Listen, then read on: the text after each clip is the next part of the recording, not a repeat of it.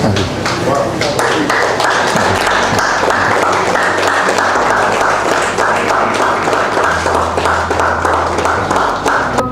O.P. Gupta, Pro Vice Chancellor, Shigar University, Pilani, Acharya Dinesh Ji, Chairman, HIMS Group of Hospitals, Dr. Vishnu Rai Chaudhary, author of the book Rabbit Tortoise Model for Cancer Cure, Anil Sharma Ji, MLA, UP Government from Shikarpur, Bulandshahr, Dr. Vipin Kumar, National Chief Secretary, Vishnu Hindu Parishad, Mr. V.K. Prasad, IAS, Justice Jain Commission, Government of India. Ashutosh Mittal ji, court की member doctor Vishnu Roy Chaudhary. मैं आप सबका 15 minute से 20 minute लूँगा और आज अगले 15 minute तक आप ये ना माने कि आप कोई जर्नलिस्ट हैं, रिपोर्टर हैं, माने कि एक इंसान है, एक ऐसा इंसान जो कभी कभी बीमार भी पड़ सकता है। और बीमार पड़ सकता है तो हम में से कोई भी नहीं चाहेगा कि बीमार रहे। तो अगला 15 मिनट उस तरह से आप लेंगे तो आपको ज़्यादा अच्छा लगेगा। आप में से जो लोग मुझे ऑनलाइन देख रहे हैं, लाइव देख रहे हैं, ऐसे हज़ारों अलग अलग चैनल्स में हज़ारों लोग हैं, तो उनको भी मैं स्वागत करता हूँ। ये बुक जो है, ये बुक ऑनलाइन लाइव अभी आपको देखना हो, ये आप vishrup.com/rtm में जाके ये बुक लाइव इस वक्त आप एक्सेस कर सकते हैं। और हालांकि हमारे सर पब्लिशर आप मिले हैं, मेरी पहली किताब 1998 में लॉन्च हुई और तब मैं करीब 20-25 पब्लिशर के पास पहुंचा तो हमारी जो शर्तें थी, या मेरी शर्त ये थी कि पब्लिश हो जाए किताब, बेसिकली वो हो नहीं पाई। सर के पास गया, सर ने बोला कि जो जो बोलेंगे वैसे हम कर देंगे, और तब से लेकर अब तक अपनी बात पे कायम है। धन्यवाद सर, ये बड़ी बात है और इनकी वजह से हम आप तक पहुंच पा रहे हैं। और अभी जो ऑनरेरी डॉक्टरेट मिला, ये बड़ी बात है, सिर्फ मेरे लिए नहीं, उन 100 पेशेंट्स के लिए जिन्होंने हम पे विश्वास किया। वो 100 पेशेंट वो पेशेंट थे जो डायलिसिस पे ऑलरेडी थे उस वक्त। 2021 की बात है जब ये ऑब्जर्वेशन स्टडी शुरू हुआ। और ग्रैड सिस्टम, हमारा जो आविष्कार है या डिस्कवरी है वो सिर्फ इतनी है कि अगर किसी भी इंसान को 40 डिग्री सेल्सियस का उसका बॉडी का टेम्परेचर कर दिया जाए और उसको इतना तापमान दिया जाए और 2% प्रेशर, एटमॉस्फेरिक प्रेशर के अलावा उसके बॉडी में पड़े, तो उसके बॉडी में जो एक्स्ट्रा फ्लूइड है, एक्स्ट्रा चीज़ें हैं अननेसेसरी जो बॉडी नहीं निकाल पा रही, वो निकाल सकती है। तो मेरा बैकग्राउंड इंजीनियरिंग रहा है, पंजाब इंजीनियरिंग कॉलेज से मैंने बेसिक ग्रेजुएशन किया है, आपको पता ही है, आप में से ज़्यादातर लोगों को। तो वो इंजीनियरिंग बैकग्राउंड को यूज़ करते हुए मैंने एक ग्रैड सिस्टम बनाया, ग्रैड सिस्टम वीडियो को चला। ये आप देख रहे हैं हिम्स हॉस्पिटल के चेयरमैन आचार्य जी यहाँ पे हैं। तो ये जो ऑनरेरी डॉक्टरेट है उस पर है कि जैसे ही पेशेंट को इसमें बिठाते हैं तो 2 घंटे के अंदर अंदर इनकी बॉडी, जो कि डायलिसिस के पेशेंट हैं ये सारे थे, तो उनकी बॉडी से पानी निकलने लगता है, उनकी बॉडी से क्रिएटिनिन है, यूरिया है, यूरिक एसिड है, एक्स्ट्रा शुगर, एक्स्ट्रा प्रोटीन है, जितनी भी चीज़ें फालतू हैं वो निकलने लगती हैं। और 2 घंटे के बाद जब वे बाहर निकलते हैं तो उनका वेट करीब 500 ग्राम से 1 किलो कम होता है। तो जो डायलिसिस के जो एक्सपेक्टेड गोल्स हैं वो मैच करते हैं without the side effect of the dialysis. Dialysis में जिंदगी भर डायलिसिस करना पड़ेगा, लगभग ये 3 महीने करने के बाद ऑन एवरेज फिर इसकी भी ज़रूरत नहीं है। तो मैं ये स्ट्रांगली मानता हूँ कि आविष्कार वो ज़्यादा अच्छा है, बड़ा है, जो आविष्कार अधिकतर लोग यूज़ कर पाएँ, गरीब से गरीब भी यूज़ कर पाएँ। और यही हमारा गोल है, मेरा और आचार्य मनीष का, कि हमारे हिम्स हॉस्पिटल 20 हैं, लेकिन हम नहीं चाहते कि हमारे हॉस्पिटल में आके ही आप इलाज लें, बल्कि हम ये प्रेरित करते हैं आपके माध्यम से कि घर बैठ के भी गरीब से गरीब लोगों ने ये अपनी डायलिसिस कैसे पीछे छुड़ाया, वो देखिए, सेम इलाज घर पर हो रहा है। सो ये आप देख सकते हैं कि 40 डिग्री टेम्परेचर का पानी है और एटमॉस्फेरिक प्रेशर 2% बढ़ गया है। ये डायलिसिस पेशेंट थे एक टाइम पे, but now they are no more dialysis patient. इन्होंने अपने घर पे ही किस तरह से जुगाड़ किया है। तो मतलब ये कि डायलिसिस ही होना है, किडनी पेशेंट का ट्रांसप्लांट ही होना है, ये कल की बात थी, लेकिन अब ये फ्रिज को काट के उसके अंदर बैठे हैं और यानी कि जुगाड़ से वही काम कर रहे हैं जो आप सोचते हैं कि डायलिसिस करना पड़ेगा, ट्रांसप्लांट करना पड़ेगा। तो वो थी जिस पे डॉक्टरेट मिला, ये मेरे लिए बड़ी उपलब्धि की बात है और बड़ी बात है, आपने इसे रिकॉग्नाइज किया और थैंक यू। आज एक नई बात हम कर रहे हैं, एक नया टेक्निक आपके बीच रख रहा हूँ जिसका नाम है the rabbit tortoise model for cancer cure. और इस टेक्निक के 4 ही नियम हैं और 4 नियम को समझाने के लिए मैं 10 ही मिनट लूँगा, 5 मिनट तो हो गए, फिर सवाल जवाब चाहे आप कितना भी करें। आप में से जो लोग जो कैंसर पेशेंट हैं, जो मुझे लाइव सुन रहे हैं, या उनको बता दिया गया कि कैंसर पेशेंट हैं, या ट्यूमर है, या फिस्टूला है, या फाइब्रॉइड्स हैं, या फॉर दैट मैटर हर्निया ही है, या सिस्ट है, कोई भी आउटग्रोथ हम बोलते हैं, कोई भी ऐसी चीज़ जो बॉडी में नहीं होनी चाहिए वो कहीं इकट्ठा हो गया है, तो अगर है तो आपके लिए ये 4 नियम बहुत ही आवश्यक है समझना। Rabbit tortoise model for cancer के हो गए 4 नियम आपके सामने मैं ला रहा हूँ, और 4 नियम को लाने के लिए ये मेरे पास ये मॉडल है। एक पहला नियम ये है कि हम में से हर एक के बॉडी में इस तरह के, कछुआ बोलता हूँ मैं, इंडोलेंट कैंसर सेल होते ही हैं। इंडोलेंट कैंसर सेल मतलब कछुआ की तरह, जो कि आपके बॉडी में बैठा तो है लेकिन आपके बॉडी को तंग नहीं करेगा, आपको मारेगा नहीं, आपको सफरिंग नहीं कराएगा, चुपचाप बैठा रहेगा, कभी कभी थोड़ा बहुत हिलता डुलता रहेगा जिससे आपको थोड़ा अजीबोगरीब कुछ ना कुछ लगेगा, but more less you will not die because of it. 100% लोग, जितने लोग मुझे सुन रहे हैं, अगर आपकी उम्र 40 से ज़्यादा है, आप सबके मेरे बॉडी के यहाँ पे थायराइड ग्लैंड में ये वाले सेल पक्का ही मिलेंगे।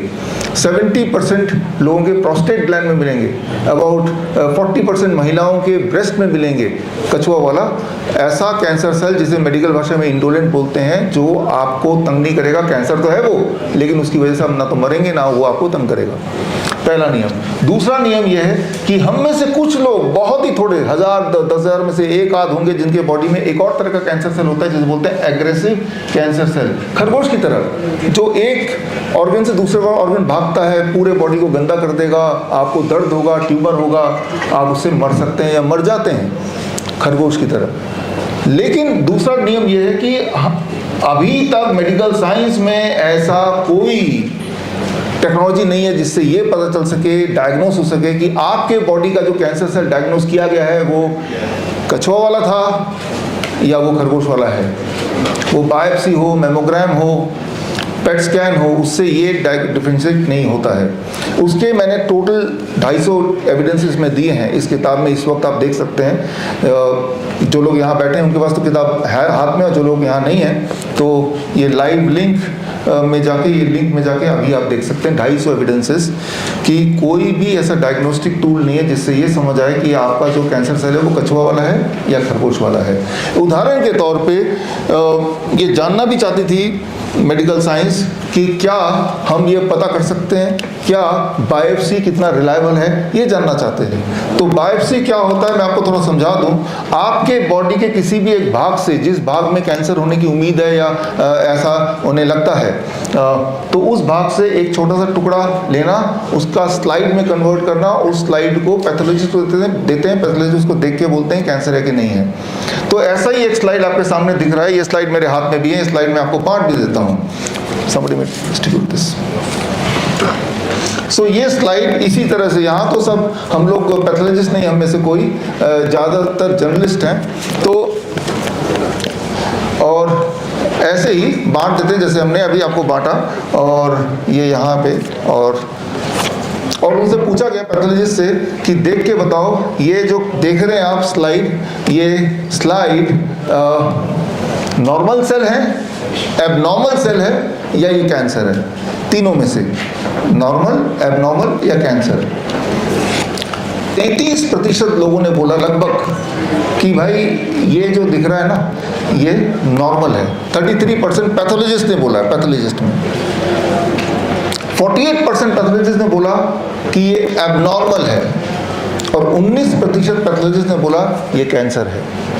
तो मतलब ये है कि आपके बॉडी में कैंसर है या नहीं है, या इलाज कराने की नहीं कराना है, वो आप पे निर्भर नहीं करता, इस स्लाइड पे निर्भर नहीं करता, स्लाइड किसके हाथ में गया उस पर निर्भर करता है। वो 19% पैथोलॉजिस्ट के पास अगर आप गए तो यानी कि वो बोलेगा ये कैंसर है, आप इसमें कीमोथेरेपी करो, रेडिएशन करो, कुछ ना कुछ तो ज़रूर करो, राइट। तो जबकि अगर पहले वाले आप उस पैथोलॉजिस्ट के पास गए तो वो या तो एबनॉर्मल बोलेगा या नॉर्मल बोलेगा। तो अगर आप ये समझते हैं कि बायोप्सी में कैंसर आ गया तो वो भगवान का दिया हुआ वाणी है, तो वो नहीं है। ये भी डिपेंड करता है कौन से पैथोलॉजिस्ट के पास गए हैं। ये तो सिर्फ एक उदाहरण मैं दे रहा हूँ। तो ये है मेरा दूसरा नियम, जो दूसरा नियम मैंने आपको बताया। और इस नियम से biopsy is not level at all, और लेवल तो है ही नहीं, लेकिन बायोप्सी जब कराते हैं तो पेन होता है, सीवियर ब्लीडिंग होती है, इन्फेक्शन हो जाता है, वो जगह पंचर हो जाती है, मौत होती है, डेथ होती है 0.1% लोगों की बायोप्सी कराते कराते। किडनी पंचर, कोलोन पंचर, या बायोप्सी की वजह से ट्यूमर ग्रोथ बढ़ जाता है। और जो बोन मैरो टेस्ट है, ये भी एक बायोप्सी है, उसमें ज़्यादातर लोगों ने बोला कि जब ये बायोप्सी होती है, बोन मैरो टेस्ट होता है, तो उनका जो पेन है, दर्द है, वो भयंकर दर्द है। तो एक ऐसा टेस्ट जो लेवल तो है ही नहीं, उल्टा उससे कैंसर फैल सकता है और दर्द भयंकर है, मौत हो सकती है, तो वो टेस्ट कराया जाता है। तो रूल नंबर 2 कि दुनिया का कोई भी टेस्ट नहीं है जो क्लियरली बताए कि कैंसर है या नहीं, या कैंसर है तो आपको वो तंग करने वाला कैंसर है या नहीं। अब आता है तीसरा नियम, and third rule is very simple. अगर आपके बॉडी में कछुआ वाला कैंसर सेल है, जो कि हम सबके बॉडी में है विदाउट फेल, और अगर आपने chemotherapy, radiation, for that matter biopsy, surgery, यहाँ तक कि मेमोग्राम भी अगर आपने कराया, मेमोग्राम भी कराया, तो वो कछुआ खरगोश में बदल जा सकता है या अक्सर बदल जाता है। यानी कि ये जो सारे आपको कैंसर के जो ट्रीटमेंट हैं, रेडिएशन, कीमोथेरेपी, या इवन जो डायग्नोस्टिक टूल्स हैं, वो बायोप्सी हो, मेमोग्राम हो, पेट स्कैन हो, ये कोई डायग्नोस्टिक या ट्रीटमेंट नहीं है। ट्रीटमेंट डायग्नोस्टिक के बहाने ये कैंसर बनाने की फैक्ट्री है। कैंसर बनाने की एक मशीन मैंने भी आज बनाई है, आपको दिखाने लाया हूँ, वो आपके सामने भी रखता हूँ कि कैंसर अगर बनाने का सोच ही लिया तो I have also invented one machine today.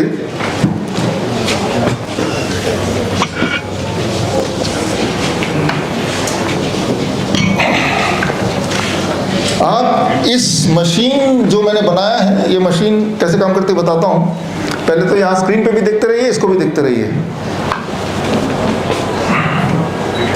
Video ये मेमोग्राम कैसे किया जाता है। Having your breasts pressed between the plates may be uncomfortable and lasts a few minutes. The top plate moves down so that your breast is squeezed against the lower. ये mammogram किस तरह से करते हैं वो दिखा रहे हैं।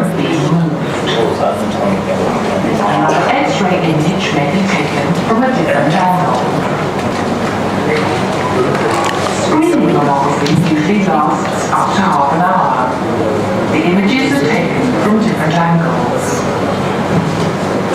अब यहाँ पे आप देखिए कि ब्रेस्ट को प्रेस किया जाता है, और कितना प्रेस करते हैं, इतना प्रेस करते हैं कि उसमें बहुत दर्द होता है, नंबर 1। नंबर 2, अगर हम संख्या में बात करें, करीब 20 केजी का जो फोर्स है उतना प्रेस करते हैं, 20 केजी का फोर्स। 10 केजी का फोर्स एनफ है, काफ़ी है किसी भी नॉर्मल टिश्यू को रप्चर करने में, और रप्चर होने के बाद उसको ट्यूमर में और कैंसर में कन्वर्ट करने में। जितना प्रेशर से नॉर्मल टिश्यूज ब्रेस्ट के रप्चर हो सकते हैं, टूट सकते हैं, और टूट के वो कैंसर में कन्वर्ट हो सकते हैं, उसका ठीक डबल प्रेशर यहाँ दिया जाता है, और ये चलता है करीब 30 मिनट्स। तो उसका एक्सपेरिमेंट आप करके देखें। अगर यहाँ पे एक मॉडल मैंने बनाया है, अब देखिए ये एग्जैक्टली जो आप मॉडल देख रहे हैं इससे अलग नहीं है, बिल्कुल भी अलग नहीं है। मान लो ये वुमेन्स ब्रेस्ट है, इसको बोलते हैं डॉक्टर की ऐसे रखो, हम चेक करना चाहते हैं कि आपको कैंसर है कि नहीं है, और इसको दबाते रहते हैं तब तक जब तक कि 20 केजी का बोझ लगभग इसके ऊपर ना पड़े, ठीक है ना। तो मैंने यही वाला काम किया इस संतरे के साथ आपको दिखाने के लिए। 1 हफ्ते पहले काम किया। दोनों संतरे मैंने एक ही साथ खरीदे थे, एक में मैंने किया, एक में नहीं किया, और मैंने उतना ही प्रेशर लगाया जितना लगभग, ताकि ये आधा स्क्वीज हो जाए, क्योंकि ये उतना स्क्वीज हो जाता है, राइट। और 1 हफ्ते बाद ये मैं संतरा आपके सामने ये लाया, आप देख रहे हैं। आप अंदाज़ा लगा सकते हैं, चाहे वो संतरा हो चाहे वो केला हो, किसी को अगर दबाएंगे, बार बार दबाएंगे तो ठीक नहीं रह सकता। क्यों? क्योंकि उसके अंदर के जो टिश्यूज़ हैं, सेल्स हैं, वो टूटते हैं, और अगर बार बार करेंगे तो बार बार टूटेंगे। तो ये एक नियम बना दिया 40 साल के बाद आप ऐसा करना कि हर 1 साल में एक बार मेमोग्राम जरूर कराना। वो कुछ ऐसा ही है कि फल खरीदने जाएं और फल वाले आपको बोले कि संतरा ले जा रहे हो, हर दिन उसको बार बार दबाना जब तक आप खाते नहीं हैं। तो जब बार बार दबाएंगे तो क्या होगा, वो सड़ने लगेगा, ये आपको पता ही है, राइट। तो this is what is happening. तो जो मेमोग्राम बड़ा एडवांस नाम रखा है, मेमोग्राम, मेमोग्राफी, लगता है बहुत बड़ी टेक्नोलॉजी है, वो कुछ नहीं है। वो सिर्फ कैंसर को बनाने का टूल है। और कैंसर को अगर आपको बनाने की इच्छा है तो इस तरह के जो सॉफ्ट टिश्यूज हैं उसको आप दबाइए जोर से, और उससे पेन होगा। पेन क्यों होगा? क्योंकि वहाँ पे अंदर सेल टूट रहे हैं। अगर आपके सेल टूटेंगे, अगर आपकी हड्डियाँ टूटेंगी तो पेन होगा ना, तो वो पेन को सहना नहीं है। तो मेरा एक आपके माध्यम से ये एक मैसेज है, don't allow anybody to touch your breast. Very simple. कोई बोलता है अगर उसमें पेन है तो क्या करना है मैं आगे बताता हूँ, लेकिन पेन है तो और पेन नहीं करना है। ये सड़ा हुआ तो ऑलरेडी है, अब अगर दबाऊंगा तो और सड़ जाएगा। जो एक साइड सड़ा नहीं भी है वहाँ भी सड़ जाएगा, जितनी बार दबाएंगे। और अगर इससे भी काम ना बने तो क्या करते हैं कि इसका अगर मैं एक टुकड़ा यहाँ से निकाल लूँगा कि मैं ये टुकड़ा चाहता हूँ बायोप्सी करने, अब यहाँ पे सड़ना ज़्यादा तेज़ी से आ जाएगा ना, राइट। तो ये जिंदा चीज को जब हम छेड़ते हैं, उसमें छेद करते हैं, उसको दबाते हैं, तो वो कैंसर में कन्वर्ट हो जाता है। यही कैंसर है। तो ये कैंसर बनाने की मशीन है। तो यहाँ पे आता है हमारा रूल नंबर 3, जिसके बारे में बात कर रहा था कि आप सबके बॉडी में कछुए वाला कैंसर सेल तो है ही, लेकिन अगर आपने chemotherapy, radiation, biopsy, surgery, mammogram, PET scan ये सब कराया तो वो अक्सर, जैसा आप देख रहे हैं, एग्रेसिव कैंसर सेल में बदल जाता है। उसका मैंने सिंपल साइंस और 250 के करीब एविडेंसेस इसमें दे दिए हैं। कई बार लोग मुझसे बोलते हैं कि भाई ऐसा क्यों करेंगे हमारे डॉक्टर, वो तो हमारे फैमिली डॉक्टर हैं। मैं आज का दिन जो है 13 अप्रैल है, जलियांवाला बाग हत्याकांड, 13 अप्रैल 1919। अगर हम बचपन में इतिहास में हमें पढ़ा है कि जलियांवाला बाग हत्याकांड में अंग्रेजों ने भारतीयों के ऊपर गोली चलाई। मैं जानना चाहता था कि वो अंग्रेज कौन थे, कैसे दिखते थे, गोली कैसे चलाई। तो जब मैंने तफ्तीश की तो पाया गया कि अंग्रेजों ने तो गोली चलाई नहीं, गोली तो भारतीयों ने चलाई। वो जो 50 लोग थे उसमें से एक भी अंग्रेज नहीं था। हाँ, अंग्रेज ने ऑर्डर दिया गोली चलाओ, एक्चुअल जो बंदूक चलाई वो इंडियन थे, सारे के सारे भारतीय थे। आज 104 साल हो गए जलियांवाला बाग हत्याकांड को। बदला सिर्फ इतना, वो जो खाकी कुर्ते, खाकी यूनिफॉर्म वाले लोग थे, वो सफेद कोट में बदल गए, सफेद कोट। तब तो वो जान गया, अब जान और माल, अगर एकदम से आप मर जाएंगे तो आपका माल कहाँ पे जाएगा। इसलिए slow poisoning, chemotherapy, radiation, surgery, these are all slow poisoning things. धीरे धीरे आपको खत्म करते जाएंगे, आपके पैसे उन तक पहुँचते जाएंगे। ये सारा व्यापार है। अब आता है कि मैं सच बोल रहा हूँ कि झूठ बोल रहा हूँ। आप खुद ही सोचिए, सच का डेफिनेशन क्या है? जो सबूत दे वो डेफिनेशन है, या कितने लोग बोल रहे हैं, चिल्ला चिल्ला के बोल रहे हैं वो डेफिनेशन है? जो बिल्डिंग बहुत बना के बोल रहे हैं वो डेफिनेशन है, या जो सबूत दे रहा है वो डेफिनेशन है? मैं तो सबूत दे रहा हूँ, 250 एविडेंसेस हैं। अगर ये सच नहीं है तो जो भी सच है उनके हिसाब से वो सबूत दे दें। एक भी दे दे सबूत। आपने मांगा सबूत, जो लोग मुझे सुन रहे हैं, नहीं मांगा। मेमोग्राम करने से नुकसान होता है, आपने सबूत मांगा। उससे कुछ फायदा होता है, आपने सबूत मांगा, नहीं मांगा। आज मांगिए, मैं सबूत दे रहा हूँ आपको। ये किताब, ये सबूत है, इसके अंदर देखिए, it is accessible right now. हमारी ये स्टाइल रहा है मेरा और नरेंद्र जी का, जब इस तरह की किताबें आती हैं, मेरी सारी किताबें, लगभग सारी किताबें पहले वो फ्री में अवेलेबल होती हैं। उसके एक हफ्ते बाद जब फ्री में सबको मिल गया, अब नरेंद्र जी इसको अमेजन में डालते हैं, फ्लिपकार्ट में डालते हैं, और तब भी फ्री में मिलता है, राइट। तो इरादा ये है कि आपको सच पता होना चाहिए। That is the rule number 3। अब आता है सबसे महत्वपूर्ण रूल, रूल नंबर 4। वो ये कि अगर किसी के बॉडी में ऑलरेडी कैंसर है तो कैसे पता चलेगा और उसको ठीक कैसे करें। अगर आपको दर्द हो रहा है, अगर आपको ट्यूमरस ग्रोथ दिख रहा है, आउटग्रोथ दिख रहा है, अगर आपका हीमोग्लोबिन लगातार घट रहा है, अगर आपको कमजोरी लगातार महसूस हो रही है, तो समझ लीजिए कि बॉडी के अंदर ये खरगोश आ चुका है। लेकिन इसे डरने की जरूरत नहीं है, इसे दोबारा से कछुआ बना देना है। इसको कछुआ बनाने के लिए जो 2017 का नोबेल प्राइज विनिंग साइंस है, दैट इज बॉडी क्लॉक को ठीक करना है। जैसे ही आप अपने बॉडी क्लॉक को ठीक करेंगे, ये जो खरगोश है कछुआ बन जाएगा। ऐसा हम अपने हॉस्पिटल में करते ही हैं। हमारे हिम्स ग्रुप ऑफ हॉस्पिटल में आई है, और वो पेशेंट यहाँ पे आए हुए मैं आपसे मिलाता हूँ। ये करना बड़ा आसान है। बॉडी क्लॉक क्या है और कैसे करना है, इसमें मैं 5 मिनट लूँगा, उसके बाद इसको यहीं पे फिनिश करेंगे, फिर क्वेश्चन आंसर जो भी आपका है। बॉडी क्लॉक क्या है? Circadian rhythm. जिस तरह से एक ऑर्केस्ट्रा होता है, ऑर्केस्ट्रा में क्या है कि म्यूजिशियंस होते हैं, चाहे वो गिटार बजा रहा है, तबला बजा रहा है, बांसुरी बजा रहा है, लेकिन एक उसका डायरेक्टर भी होता है। वो डायरेक्टर रिदम तय करता है कौन कब बजाएगा, ताकि वो सुनने में म्यूजिक लगे। वो डायरेक्टर अगर ठीक से नहीं करेगा काम अपना, या होगा नहीं वो डायरेक्टर, तो वो जो सब लोग बजा रहे हैं वो नॉइज लगेगा, म्यूजिक नहीं लगेगा। बॉडी एक म्यूजिक लगे, ना कि हमारी लाइफ एक नॉइज हो। नॉइज मतलब डिजीजेस, म्यूजिक मतलब हमारी बॉडी की एक रिदम। हमारी बॉडी की भी एक रिदम है। कैसे रिदम है? हमारे ब्लड शुगर की रिदम है, हमारा टेम्परेचर की रिदम है, हमारा ब्लड प्रेशर का रिदम है। मैं आपको दिखाता हूँ मेरी बॉडी का रिदम क्या है और हम रिदम को कैसे ठीक करते हैं।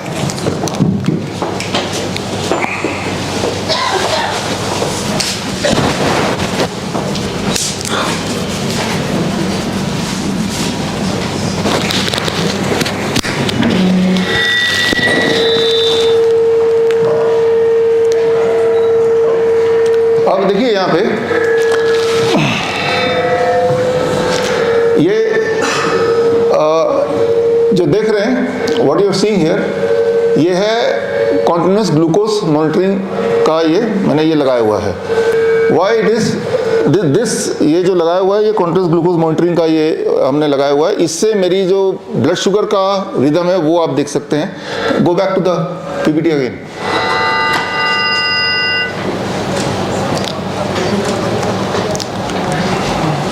Next please. ये आप मेरा रिदम देख रहे हैं, तो यहाँ एक इंपॉर्टेंट बात बता चलो, ये ब्लड शुगर जो है, मेरा ब्लड शुगर है, आपका ब्लड शुगर 24 घंटे सेम नहीं रहता, ये आपको पता ही है, ये बढ़ता घटता रहता है। लेकिन रात को जब आप खाना नहीं खाते, जब आप सिर्फ सोते हैं, कुछ भी खाना नहीं खाते, इंटरफेयर नहीं करते by giving some sugar from the outside, तब जो रिदम होता है वो रिदम डिसाइड करता है कि आप बीमार पड़ने वाले हैं, ठीक होने वाले हैं, क्या है वो रिदम। देखिए यहाँ पे बड़ा इंपॉर्टेंट है। ये रात को, ये 2 दिन पहले का मेरा रिकॉर्ड है, 2 दिन का। जब मैं सो गया, सोने के बाद 4 बजे करीब बिल्कुल डिप में आ गया दोनों दिन। एक दिन ब्राउन दिखा रहा है, एक दिन ब्लू दिखा रहा है, और 2 दिन तक, ये 2 दिन का है। और 4 बजे के बाद ये दोबारा बढ़ने लगा। ऐसा नहीं कि 4 बजे के बाद मैंने खाना शुरू कर दिया, मैं तो सो रहा था। आप सबके बॉडी का ब्लड शुगर डिप होता है 4 बजे, किसी के 5 बजे, उसके बाद आपके उठने के 1 घंटे पहले दोबारा से बढ़ता है। अब ये रहस्य है कि दोबारा से कैसे बढ़ रहा है, जब तो आपने कुछ खाया नहीं। आपका लिवर शुगर ब्लड में फेंकता है और वो शुगर आपको दिखाई देता है, जिसे बोलते हैं fasting blood sugar. Fasting blood sugar is not your lowest blood sugar. वो ब्लड शुगर है जो बॉडी तय करता है कितना शुगर फेंकूं इनके ब्लड में, ताकि ये जब उठे तो ताकत मिले इनको, राइट। लेकिन जो लोग दवाई लेते हैं, इंसुलिन लेते हैं, उनका फास्टिंग ज्यादा क्यों रहता है? क्योंकि रात में, अगर हम अपना हिम्स हॉस्पिटल देखते हैं पेशेंट का, रात में ये बिल्कुल डिप हो जाता है, उनका लगभग यहाँ 50 से नीचे चला जाता है। उससे नीचे जाएगा तो कोमा में भी जा सकते हैं। जितना ज्यादा दवाइयाँ लेंगे, इंसुलिन लेंगे या दवाइयाँ लेंगे, उतना नीचे डिप करेगा। जितना नीचे डिप करेगा उतना ऊपर जाएगा। आप समझिए, बॉल की तरह, रबर की बॉल जितना जोर से नीचे फेंकेंगे उतना ऊपर जाता है। तो रात, शाम, सुबह जो आपने फास्टिंग देखा वो ऊपर देखा, आपको लगा रहे मेरी फास्टिंग ज्यादा, तो आपने और दवाइयां ली, और दवाई ली, तो और क्या होगा?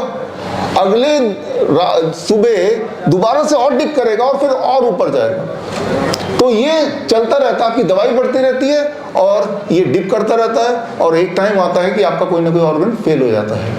तो ये this is called circadian rhythm, and unfortunately doctors को ये ट्रेनिंग नहीं दी जाती कि सर्केडियन रिदम को कैसे देखें और उसे ठीक कैसे करें। और यही वाली ट्रेनिंग हम स्टूडेंट्स को देते हैं श्रीधर यूनिवर्सिटी के माध्यम से, और हम अपने हॉस्पिटल में पेशेंट को देते हैं। तो ये सर्केडियन रिदम है जो कि मेरे ब्लड शुगर का है, मैंने आपको दिखाया। इसे कहते हैं डॉन फिनोमेना। इसे डॉन फिनोमेना बोलते हैं, यानी कि आधी रात, सुबह के 1 घंटे 2 घंटे पहले नीचे जाना, फिर ऊपर आना। अगर ऐसा नहीं हो रहा तो यानी कि कुछ गड़बड़ भी हो सकती है। तो हम पहचानते हैं बीमारी को फ्रॉम द रिदम, और ठीक भी बीमारी को करते हैं फ्रॉम द रिदम। रिदम को ठीक करना है, म्यूजिशियन को ठीक नहीं करना है। डायरेक्टर को ठीक कर दो, म्यूजिशियन अपने आप ठीक हो जाएगा। अब देखिए, ठीक इसी तरह से टेम्परेचर रिदम, यहाँ पे वीडियो स्विच आप देखेंगे, ये यहाँ पे जो लोग मुझे देख रहे हैं, ये मैंने एक और स्कैनर लगाया हुआ है, लेकिन ये टेम्परेचर बता रहा है, मेरे पूरे दिन का जो टेम्परेचर पिछले 3-4 दिन में वो बता रहा है। और यही चीज़ ब्लूटूथ के थ्रू मेरे मोबाइल में है, और मोबाइल को इस कैमरे के थ्रू आपको यहाँ दिखा रहे हैं, ताकि मैं आपको अपना टेम्परेचर रिदम दिखाऊं। कल शाम का 6:45 में मेरा बॉडी टेम्परेचर क्या था, वहाँ पे आप धीरे धीरे स्क्रॉल करो। ये आप देख रहे हैं, ये जो देख रहे हैं ये एक जैसा नहीं है टेम्परेचर, ये ऊपर नीचे ऊपर नीचे ऊपर नीचे आपको दिख रहा है। और रुकी ये अब हाँ, और करते रहना। ये सुबह का, ये मिनट बाय मिनट मेरे बॉडी का जो टेम्परेचर है 97 से लेकर 99 के बीच में है। यहाँ एक खास चीज़ मैं आपको दिखाना चाहता हूँ कि टेम्परेचर रिदम क्या होता है, उसे ठीक कैसे करते हैं। करते जाएं। अभी 10 बजे, ओके, 9 बजे, ओके, अब ये वापस जाना है, ये 5 बजे आ गया। एक बात याद रखिए, शाम के 6 बजे, 6:30 बजे, 7 बजे तक आपका बॉडी टेम्परेचर हाईएस्ट पीक पे होता है। 6 बजे हाईएस्ट पीक पे होता है 99, और उसके बाद धीरे धीरे वो कम होने लगता है। आगे चलते रहें, फॉरवर्ड, आप देखें कम, जैसे ही टेम्परेचर कम होगा तो आपको नींद आने लगेगी। जैसे ही टेम्परेचर कम होगा आपको नींद आने लगेगी। जो लोग बोलते हैं कि मुझे नींद नहीं आ रही, यानी कि उनका टेम्परेचर कम नहीं हो रहा, वो हॉरिजॉन्टल है। तो जिनको नींद दिलाना है हमें अपने हॉस्पिटल में, उनका टेम्परेचर बॉडी का हम डिप करने लगते हैं, तो उनको नींद आने लगती है। आपको किसी दिन नींद नहीं आ रही हो ना, अपने एसी को फुल कर दीजिए और आधे घंटे के लिए एकदम नींद आ जाएगी। जो लोग एसी में नहीं सोते उनके लिए बोल रहा हूँ, जो लोग एसी में सोते हैं तो उनकी केमिस्ट्री इज डिफरेंट। तो आगे करते रहेंगे तो ये नीचे जाता जा रहा है। अब एक मिनट वापस करना, आप देखेंगे ये 11 बजे एकदम से ऊपर चला गया, आप देख रहे हैं यहाँ पे। तो कल रात का ये टेम्परेचर है, 11 बजे मैं आज की तैयारी कर रहा था और मुझे नींद आ रही थी, क्योंकि वो टेम्परेचर वो नीचे जा रहा था टेम्परेचर, और नींद आएगा तो आज की तैयारी है, क्या बोलना है, कैसे बोलूँगा। तो मैंने एक रॉ कॉफ़ी, 1 चम्मच कॉफ़ी लिया, गर्म पानी में पी लिया। नींद मेरी खुल गई। नींद कैसे खुली, जैसे ही कॉफ़ी पिया मेरे बॉडी का टेम्परेचर ये अप हो गया और नींद खुल गई। तो आप समझिए कि टेम्परेचर और जो खा रहे हैं और जो दिन है और रात है उसका आपस में जो ताना बाना है, इसे कहते हैं सर्केडियन रिदम। ठीक इसी तरह से आपका ब्लड प्रेशर का भी सर्केडियन रिदम है। ये आप घर पे कीजिए, सुबह 10 बजे अपना ब्लड प्रेशर चेक कीजिए और रात को 10 बजे चेक कीजिए। सुबह वाला ब्लड प्रेशर ऊपर होगा, रात वाला नीचे होगा, कम से कम 20%। ये आपका रिदम है। अगर ये रिदम उल्टा हो गया, समझ लीजिए आपको हार्ट अटैक आने के चांसेस ज़्यादा हैं in comparison to rest of the people. Very simple. आपने देखा होगा आजकल लोग बैठे बैठे, खड़े खड़े, डांस करते हुए अचानक मर जाते हैं, हार्ट अटैक हो जाता है, देखा राइट। ये जो देखा ये अनोखा दिख रहा है, लेकिन ये हमने पहले ही बताते थे 2021 में। वो जो 2 खुराक आने से 10 दिन पहले हमने ना केवल बताया, हमने उसकी किताब भी हमने लॉन्च की, और ये रही किताब, और एक चिट्ठी हमने लिखा, वो चिट्ठी भी इसी किताब में है। हमने भारत के जितने भी मंत्री हैं इंक्लूडिंग प्राइम मिनिस्टर ऑफिस, ये जो 2 खुराक आप बोल रहे हैं, तब तो पहला खुराक था, ये खुराक आप ना दें, इससे डेथ होगी, तब बोल दिया था। किताब है, ये किताब अमेजन में जाके देखेंगे तो डेट भी आपको मिल जाएगी, खुराक के आने से जनवरी 16 से पहले का डेट मिल जाएगा। तो कोई अनोखी बात नहीं है, वो जो खुराक है उससे आपका सर्केडियन रिदम बिगड़ा, और सर्केडियन रिदम बिगड़ने से अब जो हो रहा है वो आपकी आंखों के सामने है। इसको कैसे ठीक करना है वो तो भगवान जानता है कैसे ठीक करना है, लेकिन मैं इतना बता सकता हूँ कि सर्केडियन रिदम को अगर आप ठीक कर लें, बॉडी क्लॉक को ठीक कर लें, जिस तरह से बॉडी क्लॉक को बिगाड़ सकते हैं आप, जैसे मैंने कल बिगाड़ा कॉफ़ी पी के, या आपने बिगाड़ा 2 खुराक लेके, ठीक उसी तरह से बॉडी क्लॉक को ठीक भी कर सकते हैं। अब आते हैं मेरा आखिरी 2 मिनट, ठीक कैसे कर सकते हैं अभी, राइट नाउ, आज से। वो बड़ा ही सिंपल है, इंटरेस्टिंग है, उसको मैं आपको समझा देता हूँ कैसे ठीक कर सकते हैं।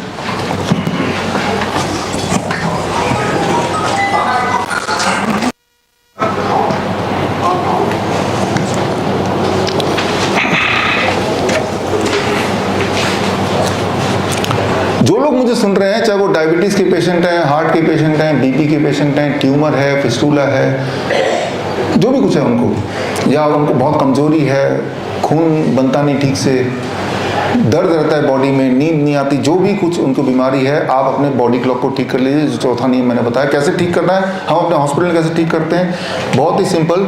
हम हॉस्पिटल में जो करते हैं, जो आप घर पे कर सकते हैं, कि आपका जो खाने का विंडो है वो 10 बजे से लेके शाम के 6 बजे तक, विंडो ऑफ ईटिंग 10 to 6।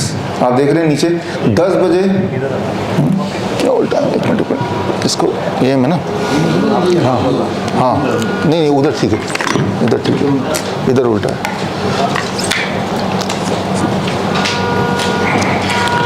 आपको ठीक होने का जो फॉर्मूला वो ये रहा कि 10 बजे से खाना शुरू करेंगे और शाम के 6 बजे बाद कुछ भी नहीं खाएंगे।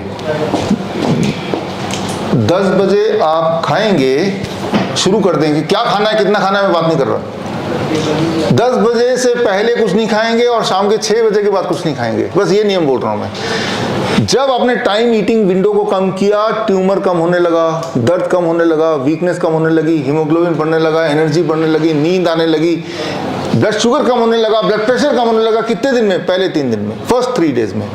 दयानंद आयुर्वेदिक कॉलेज ने ऐसा ही किया। पिछले दिन आप और हम लोग थे, पिछले महीने की बात है, उन्होंने 50 लोगों को बुलाया, अलग अलग बीमारी के, कोई डायबिटीज़ का, कोई हार्ट का, कोई किडनी का, और 3 दिन ये किया। उसका ऑब्जर्वेशन स्टडी भी इसी किताब में पेज नंबर 94 में अभी आप देख सकते हैं कि विद इन 3 डेज। तो सर्केडियन क्लॉक को ठीक करने का सबसे सटीक इलाज कि आप अपने टाइम विंडो को कम कर दें। कितना कम करना है? 8 घंटे खाना है, 16 घंटे बिना खाए रहना है। 8 घंटे पेट भर के खा लीजिए, प्यास लगी तो पानी पी सकते हैं। अच्छा, किसी को बीमार करना है तो क्या करना है मुझे? मैं अगर किसी को बीमार करना चाहता हूँ, ठीक है, तो मैं इसी को एक्सपैंड करूँगा, टाइम ईटिंग टाइम को बढ़ाता जाऊँगा, बढ़ाता जाऊँगा, बढ़ाता जाऊँगा। यानी कि सुबह 6 बजे उठा, तब से खाना शुरू कर दिया और रात के 11 बजे तक खाते रहे। खाने को ज़्यादा नहीं कर रहा हूँ, खाने को ज़्यादा फैला रहा हूँ मैं। Try to understand that. ज़्यादा खाना नहीं बोला मैंने। किसी को कैंसर करना है, ट्यूमर करना है, तो खाने को फैला दो। सुबह उठे 6 बजे, चाय पी लिया, रात को सोने से पहले भी समोसे खा लिए, बीच में कुछ भी नहीं खाया या खाया, इरेस्पेक्टिव ऑफ दैट आपने खाने के विंडो को बढ़ा दिया। या अगर आपका कोई दुश्मन है और ख़तरनाक तरीके से आप चाहते हैं कि वो कैंसर से मर जाए, तो आप खाने की टाइमिंग को शिफ्ट कर दो, बढ़ाने के बजाय शिफ्ट कर दो, कि वो जितना आप इस तरफ शिफ्ट करेंगे टूवर्ड्स दिस, यानी कि हम सुबह नहीं खा रहे हैं, हम रात को खा रहे हैं। रात को खा रहे हैं जब सूरज ढल गया, और जब सूरज आया फिर खाना बंद कर दिया। कभी कभार चल जाता है, जैसे कल मेरा शेड्यूल ठीक नहीं था, ये आज की तैयारी कर चल जाएगा, लेकिन रूटीन में करेंगे तो गड़बड़ हो जाएगी, तो आपके बॉडी में फिर कैंसर डेवलप होने लगेगा, ट्यूमर डेवलप होने लगेगा। तो हम ये बोलते हैं जब आप ठीक हो चुके हैं, तो ये जो विंडो है कि वो सुबह 10 बजे से लेकर शाम के 6 बजे तक का, उसको बंद कर दो, इसको फ्लेक्सिबल कर दो। 1 घंटा इधर बढ़ा दिया, 1 घंटा इधर बढ़ा दिया, या 2 घंटे इधर, 2 घंटे इधर, यानी कि 12 घंटा 8 AM to 8 PM खाओ, और 8 PM to next day 8 AM नहीं खाओ, तब भी काम चल जाएगा आपका। Even then it is okay, right, ठीक होने के बाद। तो this is time as medicine, समय आपका, और ये करना है आप 3 दिन करके देखिए। लेकिन खतरनाक बात यह है कि जो लोग इंसुलिन ले रहे हैं, अगर आपने इंसुलिन नहीं घटाई by 3rd day, there is chance that you will have hypoglycaemia. तो ये फोकट का इलाज है, और इसमें ये पहला टूल है, ऐसे 7 टूल हैं बॉडी क्लॉक को करेक्ट करने के। 7 टूल हैं, उनमें से एक टूल है फूड एज मेडिसिन। जो DIP डाइट की बात हमने की, पिछले 10 साल से हमने की, जिस पे कई सारे किताब आए, आप में से बहुत लोग इसे फॉलो कर रहे हैं और ठीक हो रहे हैं, वो है। और एक है इन्हीं में से इलेक्ट्रॉन एज मेडिसिन, 0 वोल्टेज, जो हमारे हिम्स हॉस्पिटल में आएंगे तो वहाँ आपको देखने को मिलेगा। और उसमें बहुत ही सिंपल है, आपको समझा देता हूँ एक ही लाइन में, कि हमारे हिम्स हॉस्पिटल में जो आएंगे तो वहाँ पे जो बिस्तर होगी, हिम्स हॉस्पिटल का हर बिस्तर कुछ इस प्रकार से है। खटिया एग्जैक्टली ऐसा नहीं है, लेकिन ऐसा एक बेड है, और ये तार है, और ये तार का जो अगला छोर है ये लंबा है, और वो सीधे जाके ज़मीन में, मिट्टी में जाके गड़ जाता है 1 फीट नीचे। ये कॉपर का तार है, इसके ऊपर पेशेंट सोते हैं। जब इसके ऊपर सोते हैं, ज़मीन से जब आप पेशेंट जुड़ जाते हैं, जब आप ज़मीन से जुड़ जाएंगे, चाहे डायरेक्टली नंगे पैर, चाहे इस तार के थ्रू, आपका बॉडी 0 वोल्टेज पे आ जाता है। ये एक साइंस है जो आप वोल्ट मीटर से चेक कर सकते हैं। जब आपका बॉडी 0 वोल्टेज पे होता है, आपका सर्केडियन रिदम ठीक होने लगता है। सर्केडियन रिदम जब ठीक होने लगता है, तो ये सारी बीमारियां जिनके नाम हम ले रहे हैं, वो अपने आप ठीक होने लगती है। बॉडी की इम्यूनिटी पीक पे होती है when you are at 0 volt. तो हमारे हॉस्पिटल का नियम है कि जो भी पेशेंट एडमिट होते हैं, 10 घंटा कम से कम उनको वोल्टेज को 0 रखना। वो कैसे हो सकता है? जब आप सो रहे हैं वो patient, let them sleep on this. और जब पेशेंट हमारे हॉस्पिटल जाएँ तो उनको हम बोलते हैं कि घर में जाके भी यही करना है और ज़िंदगी भर यही करना है। तो इसका मतलब ये कि when you are at 0 volt, आपने जो उल्टा सीधा किया भी, अपना बॉडी क्लॉक को गड़बड़ भी किया, उसके भी ठीक होने के चांसेस बढ़ जाते हैं। तो ये मैंने आपको 2-3 आपको टूल्स बताए, ये 2-3 टूल्स भी कर लेंगे तो भी आप ठीक होने लगेंगे। हमारे यहाँ पे बहुत सारे पेशेंट्स आपको मिलाता हूँ जिन्होंने किया वो ठीक हो गए, लेकिन उससे पहले जो मुझे सुन रहे हैं, ये एक आखिरी स्लाइड है मेरा, कि professional certification course in circadian clock and Ayurvedic panchakarma, कि आज के बाद से कैंसर से लोग ना डरे। अगर ये मुहिम में आप जुड़ना चाहते हैं और प्रोफेशनल ढंग से जुड़ना चाहते हैं तो आप सबके बीच in the presence of the Pro Vice Chancellor of Sridhar university doctor Om Prakash Gupta, मैं अनाउंस करता हूँ द ड्यूल सर्टिफिकेशन प्रोग्राम 3 महीने का है ऑनलाइन, और 7 दिन दयानंद आयुर्वेदिक कॉलेज जो कि जालंधर में है, देश का सबसे पुराना आयुर्वेदिक कॉलेज, 125 साल पुराना, वहाँ पे 7 दिन आपको रह के प्रैक्टिकल करना, पंचकर्मा थेरेपीज एक्सेट्रा पे, और 3 दिन के लिए हमारे हिम्स ग्रुप ऑफ हॉस्पिटल में आके अप्रेंटिसशिप करना है। और ये 3 महीने का एक ऐसा कोर्स है जिसके बाद आप अपना इलाज बिना डरे घर पे कर सकते हैं, सेल्फ क्योर कर सकते हैं with the help of these principles.